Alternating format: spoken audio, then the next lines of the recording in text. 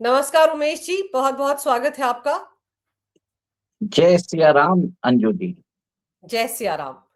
Sir, Putin के घर पर हमला हुआ, सबूत भी रशिया ने पूरी दुनिया के सामने रख दिए। अमेरिका अभी भी जेलेंस्की को बचाने में लगा हुआ है। यूरोपियन यूनियन पूरी तरह से खामोश है।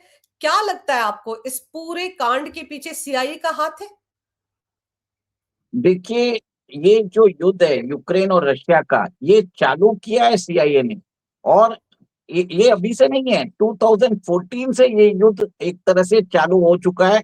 और उस समय रशिया ने क्रिमिया पर आक्रमण करके उसको अपने देश के अंदर मिला लिया था।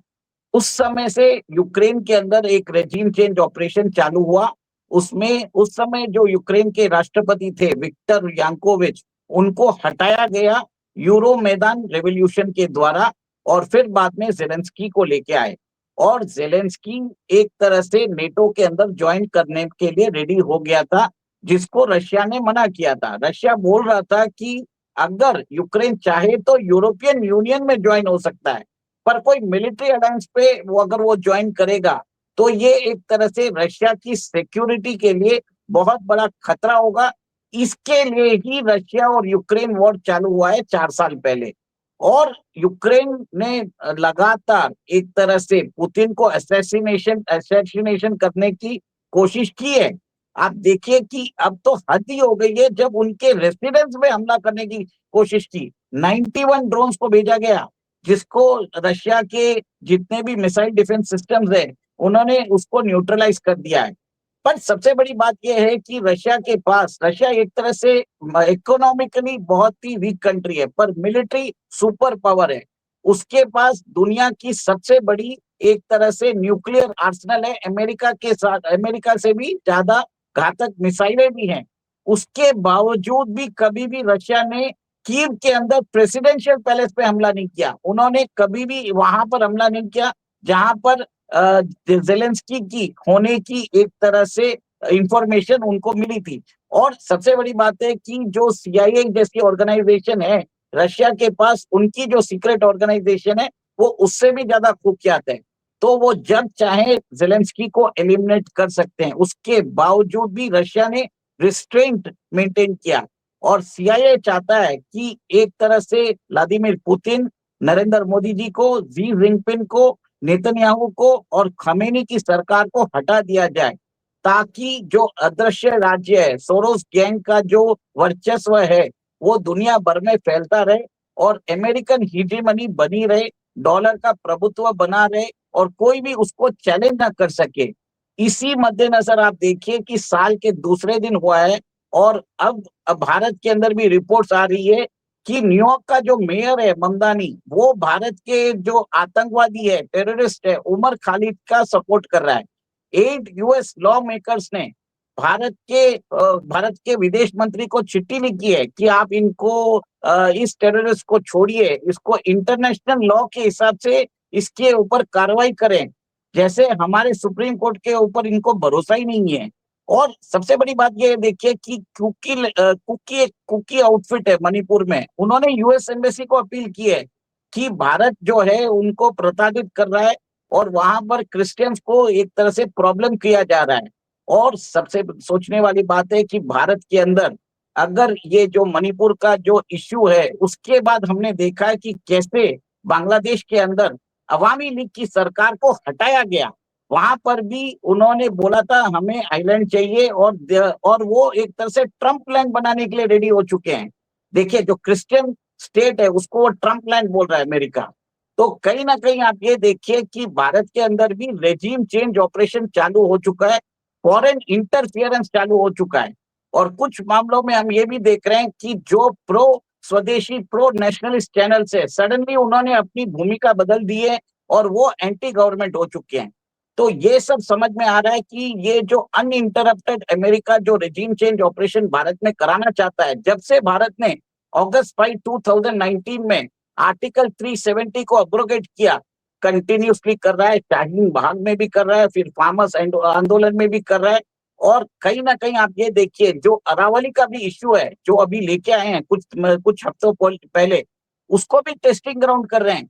कि भारत में ये एनवायरमेंटल इश्यू कितना एक तरह से कारगर साबित हो सकता है। आप ये देखिए, उससे पहले हिजाब का इश्यू लेके आए। कहीं ना कहीं ये जो विदेशी मीडिया है, भारत की जो फॉल्ट लाइन्स है उसको इंटरनेशनलाइज कर रहे हैं। एक तरह से वो भारत को बैकफुट पे रखना चाहते हैं।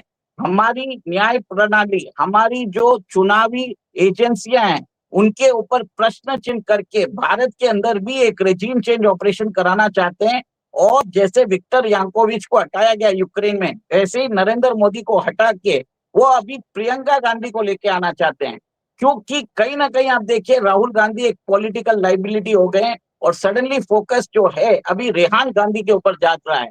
तो माँ बेटे का राज तिलक करने के लिए ये एक तरह से 2029 लोकसभा इलेक्शन के लिए अभी से तैयारी किया जा रहा है, ताकि नरेंद्र मोदी गवर्नमेंट को डिस्क्रेडिट किया जाए। और इसमें सोरोस बैंक पहले से भी ज्यादा इन्वॉल्व है।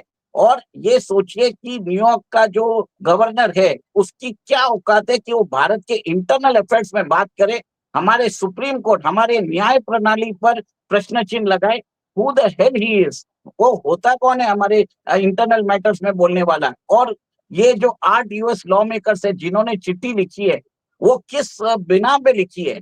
आप समझ में आ जाइए कि अमेरिका के अंदर ही एक तरह से प्रॉब्लम्स है, उसको सॉल्व करिए ना। आपको भारत के ऊपर आपके प्रॉब्लम्स के अंदर आप इंटरफेयर क्यों कर रहे हैं? This is a clear violation of our sovereignty. और ये भी देखिए कि जो इसराइल के अंदर भी बेंजामिन नेतन्याहू है, वो कंटिन्यूसली एक तरह से अमेरिका के जो इंटरेस्ट है उसको मान नहीं रहे हैं। वो ऊपर से ट्रंप एडमिनिस्ट्रेशन को फोर्स कर रहे हैं कि वो अमेरिका उनकी बात माने। कहीं ना कहीं ट्रंप एडमिनिस्ट्रेशन एक तरह से परेशान हो चुका है और बीबी को भी हटाने के लिए उन्हीं के देश में प्रोटेस्ट करवा रहा है। और ये भी देखिए कि चाइना के अंदर भी जी जिनपिंग को हटाने के लिए सडनली ताइवान को उन्होंने $11 बिलियन का उन्होंने एड दिया। उसके बाद चाइना को प्रोवोक किया कि वो ताइवान का एनसर्कलमेंट करे। और अब यूएस बोल रहा है कि रिस्ट्रेन करने के लिए चाइना को। और ईरान के अंदर आप देख लीजिए, अभी वहां पर एक तरह से एक रिवोल्ट चल रहा है जिसमें लिख रहे हैं कि डेथ टू मुल्लास। वहां पर खमेनी को हटाने की एक साजिश चल रही है। और 2 साल पहले हिजाब इश्यू को भी लेके आए। जैसे भारत के अंदर हिजाब इश्यू लेके आए, वैसे ईरान के अंदर भी उन्होंने हिजाब इश्यू को टेस्टिंग किया। और अब वहां पर खमेनी को हटाने के लिए उन्होंने वहां पर जो जेंजीज हैं, जो मतलब मिसगाइडेड यूथ्स हैं, उनको एक तरह से फाइनेंसिंग भी कर रहे हैं, उनको अभी आर्म्स हथियार भी दे रहे हैं। और ताकि एक तरह से ईरान के अंदर भी सिविल वॉर हो जाए। और जैसे सीरिया के अंदर बशर रजीम को हटाया गया, वैसे ही ईरान में खमेनी को हटाया जाए। और सबसे बड़ी बात यह है कि इसके अंदर जो मेजोरिटी कंट्रीज जो है वो ब्रिक्स की मेंबरशिप है। इस साल भारत के पास ब्रिक्स की प्रेसिडेंसी भी है। कहीं ना कहीं बात हो रही है कि पेमेंट सिस्टम जो है ब्रिक्स कंट्रीज का वो इंटरलिंक हो सकता है। और डॉलर के मुकाबले ब्रिक्स की एक यूनिट करेंसी भी आ सकती है। जितना भी अगर ट्रेड अगर डॉलर में नहीं होता है, इससे डॉलर की मांग कम होती है और अमेरिका का जो ग्लोबल पावर और रीच है वो कम होता जाता है। इसके लिए अमेरिका जो है हर जगह कॉन्फ्लिक्ट पैदा कर रहा है और उसका एक ही मानना है कि उसको अपने हथियार बेचना है, बाकी कंट्री को तबाह करना है, ताकि अमेरिकन कंपनी वहां पर जाके रीबिल्डिंग कर सके, जैसे यूक्रेन के अंदर कर रहे हैं। यूक्रेन के अंदर 40% एग्रीकल्चर लैंड जो है वो ब्लैक रॉक के पास है। और जितने भी यूक्रेन के रिकंस्ट्रक्शन एफर्ट्स के अंदर जो कॉन्ट्रैक्ट्स मिल रहे हैं वो अमेरिकन कंपनीज को मिल रहे हैं, जिसका बिल यूक्रेन को चुकाना पड़ेगा उनके नेचुरल रिसोर्सेज के द्वारा। तो अमेरिका जो क्या कर रहा है, एक तरह से वॉर के थ्रू प्रॉफिट करने की कोशिश कर रहा है। और उमेश जी, अमेरिका अपने फायदे की बात कर रहा है, ट्रंप भी कहते हैं अमेरिका फर्स्ट, और इसीलिए भारत के साथ भी उनका 72 का आंकड़ा बना हुआ है, क्योंकि भारत उनके आगे झुक नहीं रहा है जिस तरह से ट्रेड डील करना चाह रहा था डोनाल्ड ट्रंप। तो आपको लगता है कि ये सब कुछ प्रेशर टैक्टिक से पुतिन पर हमला होता है? सीआईए का उसमें हाथ है, यूके की वो MI6 का हाथ भी बताया जा रहा है, इसको लेकर तो खुद पुतिन ने कह दिया है। तो आपको लग रहा है कि ये सारी जितनी भी खुफिया एजेंसियां हैं इन लोगों के पास, वो सबकी सब मिलकर काम कर रही हैं? क्योंकि सीआईए का अगर इसमें हाथ है तब तो ये बहुत सीरियस बात हो जाती है ना। और फिर अमेरिका से अगर इसके तार जुड़ रहे हैं, तो अभी हाल ही में प्रियंका वाड्रा भी तो अमेरिका के दौरे से आई है। पूरा एक कोऑर्डिनेटेड तरीके से काम चल रहा है। और ये भी बता देता हूँ, पुतिन ने ऑर्शनिक मिसाइल जो है बेलारूस में डिप्लॉय भी कर दी है। उसके बाद यूरोप चुप बैठ चुका है, क्योंकि उनको डर लगने लग गया है। और ऑर्शनिक की जो मिसाइल है वो हाइपरसोनिक मिसाइल है, उसकी रेंज है मार्क 11 मार्क 12। हमारे पास ब्रह्मोस है, ब्रह्मोस की रेंज है 2.8, वो सुपरसोनिक मिसाइल है। सुपरसोनिक मिसाइल को ही पाकिस्तान रोक नहीं पाया, चाइनीज डिफेंस सिस्टम रोक नहीं पाए, हाइपरसोनिक को तो रोक ही नहीं पाएंगे। और एक चीज है, एक ही मिसाइल के अंदर 5 डिफरेंट वॉरहेड्स निकलेंगे। एक मिसाइल लंदन में गिरेगी, एक गिरेगी पेरिस पे, एक गिरेगी बर्लिन पे, एक ब्रसल्स पे। मतलब एक ही मिसाइल के अंदर 5 डिफरेंट वॉरहेड। और उसकी भी जो ट्रेजेक्ट्री होती है, मिड फ्लाइट कोर्स करेक्शन भी कर सकते हैं। सोचिए, मार्क 11 की स्पीड है, ब्रह्मोस से 4 गुना ज्यादा है। उसको उन्होंने डिप्लॉय कर दिया है और एक तरह से वार्निंग दे दी है कि इसके बाद अगर कुछ किया, this is a red line for Russia. और सबसे बड़ी बात यह है कि भारत के अंदर भी एक रेजिम चेंज ऑपरेशन चालू हो चुका है। देश के अंदर एक इररिलेवेंट इश्यूज को बढ़ा चढ़ा के बात किया जा रहा है। यहाँ पर भी जेंजी को भड़काने की बात की जा रही है, इनकम टैक्स की बात कर रहे हैं, कोई ना कोई भ्रामक चीजें। सरकार अगर कुछ भी अगर पॉलिसीज लेके आती है, उसको तोड़ मरोड़ के पेश कर रहे हैं यहाँ पे कांग्रेस के हैंडल्स। और बहुत सारे बॉट्स जो हैं ट्विटर में, एक तरह से मिसगाइडेड इंफॉर्मेशन प्रोवाइड कर रहे हैं। देखिए, सबसे बड़ी बात है कि भारत के अंदर जो रिफॉर्म्स गवर्नमेंट ने किए हैं, आप ये भी देख लीजिए। जिस बार जो जीएसटी कलेक्शन आए हैं 1.75 लाख करोड़ आया है, लास्ट टाइम से 6% ज्यादा।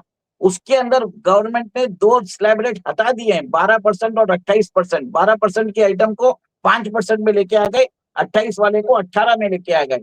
उसके बावजूद भी आप देखिए कि जो जीएसटी कलेक्शन है 6% बढ़ा है। इसका मतलब ये है कि कंजम्पशन डिमांड ज्यादा है। इनकम टैक्स में जो रियायती है, इससे इकोनॉमी के अंदर एक तरह से बहुत बड़ी एक तरह से कंजम्पशन बूम आया हुआ है। बट अमेरिका नहीं चाहता कि भारत की इकोनॉमी एक तरह से फले फूले, और इसके लिए वो उसने डेड इकोनॉमी बोला। और यही बात राहुल गांधी ने बोली है।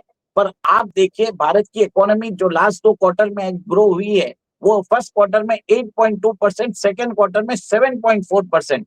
आज हमारा जो इन्फ्लेशन है 0.7% पे है। हमारा जो बैंकों की जो सॉल्वेंसी है, जो एनपीएस है, वो 2 पॉइंट समथिंग 2.5% पहुंच चुके हैं। ये सबसे बड़ा चीज है, डिकेड में सबसे अच्छी पोजीशन भारत के अंदर है। और भारत की सरकार ने देश के अंदर पीएलआई स्कीम के ऊपर एक तरह से रियायत दी है रेयर अर्थ मिनरल्स के एक्सट्रैक्शन के लिए। और इमीडिएटली देखिए, जैसे ही रेयर अर्थ मिनरल्स के एक्सट्रैक्शन के लिए पीएलआई स्कीम लाई है, उसी समय अरावली का इश्यू इन्होंने उठाया है। क्योंकि अरावली के अंदर जो राजस्थान का बेल्ट है, उसमें लिथियम के रिजर्व्स पाए गए, जिससे चाइना को फर्क पड़ता है। कुछ साल पहले तमिलनाडु के अंदर जो आप वेदांता का प्लांट था, स्टेरलाइट का प्लांट था, उसको भी बंद कराया गया। भारत जो नेट एक्सपोर्टर था कॉपर का, नेट इंपोर्टर बन गया, क्योंकि वो प्लांट भारत की 40% कॉपर रिक्वायरमेंट्स को एक तरह से मीट करता था। ये भारत के अंदर ग्रोथ के खिलाफ एक साजिश है। और भारत के अंदर नरेंद्र मोदी सरकार को हटाने के लिए कंटिन्यूसली एक तरह से छोटे छोटे चीजों के ऊपर, मतलब आप ये सबको समझ में आ गया कि भारत की जो पॉपुलेशन है वो डाइवर्स पॉपुलेशन है। यहाँ पे एक इश्यू काम नहीं करेगा, आपको मल्टीपल फॉल्ट लाइंस आपको पैदा करना पड़ेगा। इसके लिए रीजनल इश्यूज को लिया जाता है, कभी सेंट्रल गवर्नमेंट के ऊपर अटैक किया जाता है, कभी गुजराती लॉबी के नेम पे बोला जाता है, कभी अंबानी अदानी के ऊपर बोला जाता है, कभी भाषा के ऊपर बोला जाता है। तो ये सब तथ्य, ये सब दर्शाते हैं कि अमेरिका नहीं चाहता कि भारत प्रोग्रेस करे और भारत के अंदर एक कॉम्प्लायंट सरकार आए। मतलब समझ लीजिए कि वो राहुल गांधी या प्रियंका गांधी को लेके आना चाहते हैं, ताकि देश के अंदर मॉडर्ना और फाइजर जैसी वैक्सीनें बिके और हम अपनी कोवैक्सीन या कोविशील्ड बना ना पाए आगे से। और वो चाहेंगे कि हम F-35 लें, उनका जंक लें, और हम पाकिस्तान के ऊपर हमला बने करें, पाकिस्तान को सारी रियायत दें, और पाकिस्तान जो है डुप्लीकेट नोट, भारतीय नोट वापस प्रिंट करे, भारत की इकोनॉमी को तबाह करे। ये सब के लिए पूरा काम चलता आ रहा है। अंजू जी, ये सब एक तरह से सोची समझी साजिश है। पर उमेश जी, बड़ी अजीब बात है कि एक तरफ तो डोनाल्ड ट्रंप चाहते हैं कि रशिया और यूक्रेन का वॉर रुक जाए, उनको नोबेल पीस प्राइज मिल जाए। अभी 4 दिन पहले ही वो 72 घंटे तक पहले पुतिन से बात कर रहे थे, आपको याद होगा, फ्लोरिडा में। फिर उसके बाद वो 3 साढ़े 3 घंटे तक बात कर रहे थे जेलेंस्की के साथ, और ऊपर से इसी दौरान सीआईए या यूक्रेन के वो इतने सारे ड्रोन जो है वो हमला कर देते हैं पुतिन के घर के ऊपर। तो ये दोगलापनी तो है, आप एक तरफ शांति की बात करते हैं, दूसरी तरफ पुतिन को एलिमिनेट करने की साजिशें कर रहे हैं। देखिए, ये तो 2 साल पहले भी किया था बाइडेन एडमिनिस्ट्रेशन में। पुतिन के जो सबसे करीबी एड थे, उन्होंने उनके खिलाफ रिवोल्ट कर दिया था और एक तरह से एक टुकड़ी मॉस्को भी गई थी। बाद में वो पोजेस्किन जो थे, उनको भी एलिमिनेट कर दिया पुतिन ने। पुतिन छोड़ने वाले नहीं है। पुतिन का जो रिवेंज होता है, वेरी कोल्ड रिवेंज होता है। वो उस समय हमला नहीं करता है, पर जब सारी चीजें नॉर्मल हो जाती है, तब पुतिन रिटेलिएट करते हैं। और सबसे बड़ी बात है कि पुतिन चाहते हैं कि ये वॉर एक तरह से खत्म हो जाए, पर उससे पहले यूरोप को सबक सिखाना चाहते हैं। यूरोप चाहता है कि रशिया को तोड़ दिया जाए, जैसे सोवियत यूनियन को तोड़ा था। अब एक तरह से पुतिन को समझ में आ गया है कि यूरोप को एक्सपोज करने की बात को टाइम आ चुका है। इसके लिए वो आप ये भी सोचिए ना, 4 साल रशिया चाहे तो 2 दिन के अंदर यूक्रेन को कॉन्कर कर सकता है, पर 4 साल क्यों लगा रहा है? क्योंकि वो वहां पर यूक्रेनियन सिटीजन पे हमला नहीं कर रहा है। वो वहां पर हमला कर रहा है अमेरिकन इंस्टॉलेशन, अमेरिकन और यूरोपियन जो सोल्जर्स हैं, उनके ऊपर अटैक कर रहा है, वहां पे उनके इंस्टॉलेशन पे कर रहा है।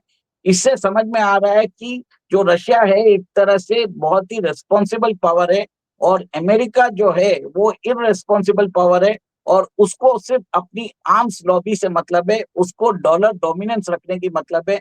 उससे इससे कोई फर्क नहीं पड़ता कौन जाए कौन रहे। और ये भी देखिए, सब जगह कॉन्फ्लिक्ट चालू हो गए हैं, कंबोडिया हो या थाईलैंड हो, और अभी तो यूएई और सऊदी अरेबिया भी यमन में लड़ने लग गए हैं। तो कहीं ना कहीं आप ये देखिए कि एक तरह से पूरे विश्व में एक तरह से युद्ध की चिंगारी बढ़ा रहे हैं, ताकि जब युद्ध होता रहे तो कोई भी डॉलर के डोमिनेंस को चैलेंज ना कर सके, और जिससे कंट्रीज वीक हो जाए, और जब कंट्रीज वीक होती है उनके ऊपर वापस डॉलर को थोपा जाए। This is the plan of America. और इसमें जो लीडर्स हैं, Narendra Modi ji, Vladimir Putin, Xi Jinping, Benjamin Netanyahu और खमेनी को एलिमिनेट करने की एक तरह से साजिश कर रहे हैं। ये ग्लोबल साजिश इन इन मोशन है। ऐसा नहीं है कि इसके ऊपर काम नहीं चल रहा है। अमेरिका की डिफरेंट एजेंसी सब काम कर रहे हैं कि कंटिन्यूसली इनके ऊपर अटैक किया जाए, कभी ना कभी तो टारगेट पे लगेगा। और ऐसे में आपको लगता है कि अगर इस तरह की हरकतें अमेरिका कर रहा है, तो डोनाल्ड ट्रंप को भी पता ही होगा, डोनाल्ड ट्रंप के आशीर्वाद से सीआईए सब हरकतें कर रहा होगा। तो आपको लगता है कि ये वॉर जिसको खत्म करवाने की कोशिशों में लगे हुए हैं डोनाल्ड ट्रंप, ये कभी खत्म भी होगा या नहीं? क्योंकि अगर पुतिन इस बार बदला लेते हैं, तब तो उनका बदला बहुत बड़ा होगा। डेफिनेटली बड़ा होगा, और इस बार जो वो जो तबाही करेंगे वो यूरोप सोच भी नहीं पाएगा। और सेकंड, जो सीआईए है उन्होंने पास में भी लीडर्स को एलिमिनेट किया है। शिंजो आबे को एलिमिनेट किया है। हमारे जो फर्स्ट सीडीएस है उनको भी एलिमिनेट कर दिया गया है। तो आप ये देखिए कि एक तरह से जो भी अमेरिका के अगेंस्ट रहता है, वो अमेरिका सबको एलिमिनेट कर देता है। और ये एक तरह से सीआईए का क्लासिक प्लेबुक एग्जाम्पल है। अगर आप डायरेक्टली जीत नहीं सकते हो तो उस लीडर को एलिमिनेट कर दो, या उस लीडर की जितनी भी पार्टी के लोग हैं उनको एलिमिनेट करके वहां पर विद्रोह करो, जैसे अभी ईरान के अंदर हो रहा है। ईरान के अंदर खमेनी के खिलाफ वहां की जनता, वहां की एजेंसी और महिलाएं सड़क पे आ चुकी है। उनको एक्टिव फाइनेंसिंग मिल रहा है, और कहीं ना कहीं तो बात यहाँ तक आई है कि उनके पास वेपन्स मिले हैं। और ये सबसे बड़ी एक तरह से चौंकाने वाली बात है। और ईरान एक तरह से डिस्टेबलाइज होने वाला है सीरिया के जैसे। और सीरिया के अंदर भी वो असद रजीम को हटा के जो अभी नया प्रेसिडेंट आया है सीरिया का, उसके ऊपर अमेरिका ने 10 मिलियन बाउंटी रखी थी, उसको हटा दिया। और अब डोनाल्ड ट्रंप ने उसको व्हाइट हाउस में होस्ट भी किया है, जैसे पाकिस्तान के जो मुल्ला मुनीर है उसको होस्ट कर रहे हैं। तो कहीं ना कहीं अमेरिका क्या करता है, जो प्रीवियसली जो वांटेड टेररिस्ट है, अगर वो अमेरिकन जो अमेरिकन ऑब्जेक्टिव्स को मीट करते हैं उनको बैप्टाइज करके वो उनको एक तरह से क्लीनिंग दे देता है, उनका जो सारे जो पाप है वो धो देता है। जो लॉर्ड ट्रम्प है वो बैप्टाइज कर देते हैं, जिसके कारण मुनीर और वो सीरिया का जो नया रूलर है वो दोनों एक तरह से अभी एक तरह से अमेरिकन आशीर्वाद में फल फूल रहे हैं। This is the classic game of America. और दूसरी तरफ अगर बांग्लादेश की बात करें तो बांग्लादेश में अभी हाल ही में सेंट मार्टिन आइलैंड पर अमेरिका का मैरीटाइम का एक ऑफिसर मारा गया था, उसका शव मिला था।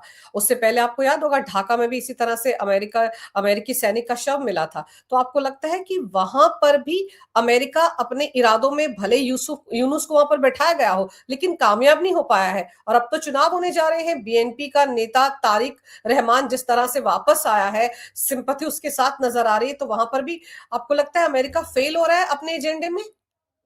देखिए, बांग्लादेश जो है वो फ्री फॉर ऑल हो चुका है।